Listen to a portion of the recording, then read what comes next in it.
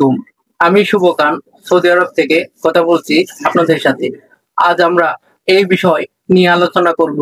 সেই বিষয়টা হলো আমরা অনেকে অনেক দেশ থেকে বিদেশে যেতে চাই। আমরা বিদেশে যাওয়ার ক্ষেত্রে যেই সমস্ত বিষয়গুলো আমরা জানতে আগ্রহী, এমনকি আমরা জানতে চাই। অনেকে অনেক রকম প্রশ্ন করে থাকি আমরা যে, ভাই আমি এই দেশে আসতে চাই, বিদেশে যেতে চাই, ভাই আমি এখানে যেতে চাই, ভাই আমি এখানে যেতে চাই। এরকম অনেক প্রশ্ন আমাকে করে থাকেন, অথবা আরো ইউটিউবারদের আপনারা এই ধরনের প্রশ্ন করেন, অথবা ফেসবুকে অনেকের মেসেজ করে থাকেন। অনেকে অনেক রকমের উত্তর দিয়ে থাকে, আর অনেকে রিপ্লাই দেয় না, আপনাদের কথাগুলো শুনেও না। তো এই ধরনের অনেক ভাই আমাকে মন্তব্য করেছেন, ভাইয়া আমরা প্রতিনিয়ত মেসেজ লিখি, আমরা অনেক কিছু জানতে চাই, কিন্তু আপনারা উত্তর দেন না। আপনাদেরকে দেখা গেছে মেসেজ করলে মেসেজের রিপ্লাই নাই, আপনারা দীর্ঘদিন পড়ে থাকে, কমেন্ট গুলো দেখেন না, এই ধরনের সমস্যা। তো আমি আপনাদের এই উদ্দেশ্যে ভিডিওটা বানাচ্ছি। প্রথম কথা হলো আপনারা বাংলাদেশি ড্রাইভার, আর তৃতীয় কথা হলো আপনারা বিদেশে আসবেন। তৃতীয় কথা হলো বিদেশে কি কাজে আসবেন, বিদেশে কারা আসবেন, বিদেশে কাদের জন্য সফলতা, বিদেশে কাদের জন্য বৈধতা, কাদের জন্য অবৈধতা। এবার আসুন, ফ্রি ভিসায় যদি কেউ আসেন, ফ্রি ভিসায়, ফ্রি ভিসা নিয়ে যদি আপনারা কেউ সৌদি আরবে আসেন বর্তমান 2025 সালের শেষ ভাগে, তাহলে আপনার ভাগ্যে কি আছে?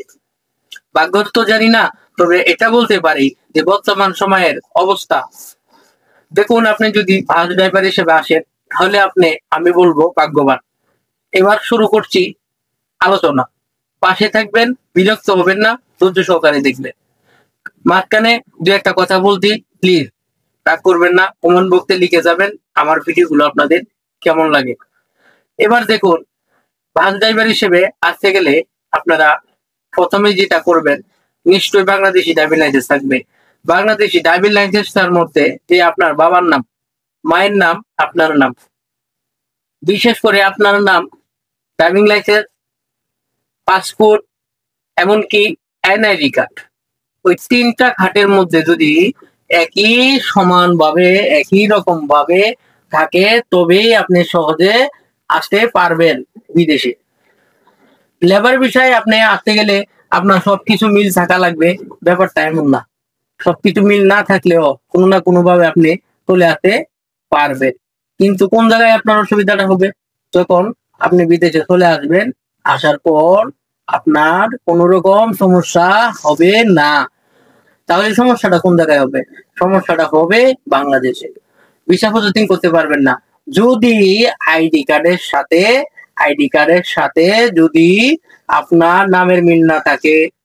ড্রাইভিং লাইসেন্সে এক নাম, আইডি কার্ডে আরেক নাম, নামের একটা অক্ষর যেমন কালিমার সর জায়গায় ব, বর জায়গায় মদিনাস্য, হ্যাঁ, কর জায়গায় উচ্চস্তর, এরকম কোনো না কোনো অক্ষর যদি বেমিল থাকে তাহলে আপনারা বিপদে পড়ে যাবেন। পাসপোর্ট বানানোর ক্ষেত্রে নিশ্চয়ই আইডি কার্ডের সাথে পাসপোর্টটা হবে।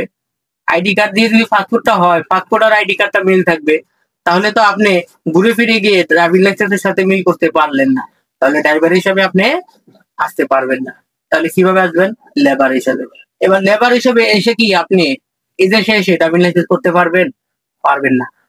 সত্যি ভাই পারবেন না, বিশ্বাস করুন পারবেন না, আসলেই পারবেন না। কেন পারবেন না আমি বিস্তারিত বলতেছি। আপনি এসেছেন লেবার, আপনি এসেছেন লেবার, লেবার কাজে এসে আপনি কোনোভাবে কোনোদিনও আপনাকে বলছি কোনোদিনও ড্রাইভার হতে পারবেন না।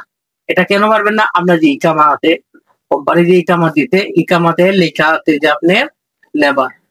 আর যদি ড্রাইভার হিসেবে আসছেন তাহলে ইকামাতেই লেখা থাকতো যে আপনি ড্রাইভার। আর এখানে হলো যত সমস্যা, ইকামাতে লেখা থাকার কারণে আপনি ফাইসে গেছেন, আপনার ভবিষ্যৎ নষ্ট হয়ে গেছে। এবার আসুন, যদি ফ্রি ভিসায় আসেন, ফ্রি ভিসায় আসলেও আপনি ড্রাইভার হিসেবে আসতে পারবেন না, কেননা আইডি কার্ডের সাথে অথবা পাসপোর্টের সাথে আপনার নামের মিল নাই, অথবা ড্রাইভিং লাইসেন্সের সাথে নামের মিল নাই। এবার আপনি বিপদে পড়ছেন না ভাই? যারা বিদেশে আসতে চান, সত্যি করে এখন বিপদে পড়েন নাই ভাই?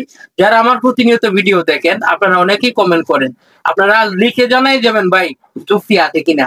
আমিও সমস্যায় পড়েছিলাম নামের অক্ষরের বেমিল থাকার কারণে, সমাধান করে আমি এসেছি এই দেশে। তাহলে আর কথা বাড়াচ্ছি না, শর্টকাট কথা শেষ করে দেওয়ার জন্য আমি আপনাদের সাথে কথা বলতেছি। অল্প কিছু সময় আপনাদের কাছ থেকে নিলাম, এটা দেখবেন ভাই, ভিডিওটা পুরোটা দেখে যাবেন একটু ধৈর্য সহকারে।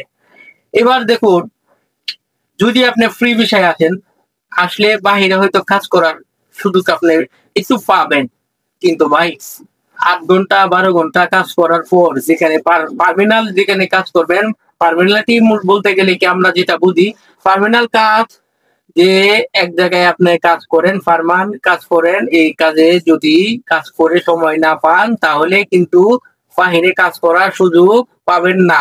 যেখানে আপনি কাজ করতেছেন সেখানে কাজ শেষ করে আপনি ক্লান্ত হয়ে যাবেন, হাঁপায়ে যাবেন, শরীরে শক্তি থাকবে না।